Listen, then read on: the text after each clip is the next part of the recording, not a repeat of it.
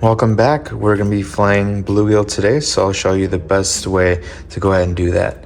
So first things first, we're going to get behind the gill and grabbing that fin. Okay.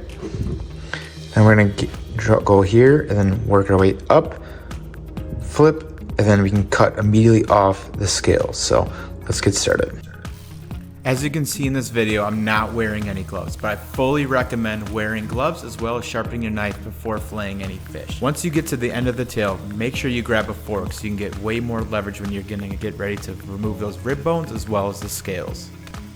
As you can see here, I grabbed a regular fillet knife to make it a little bit easier on myself, as well as you can see the fork in action, how you can get way more leverage while trying to take it off the scales. Same thing here. Grab end of the here with your fork and just work it.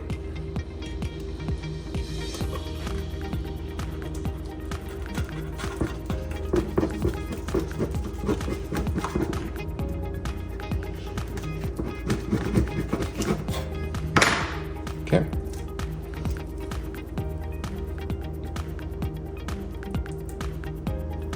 All right, here again, go in and then up.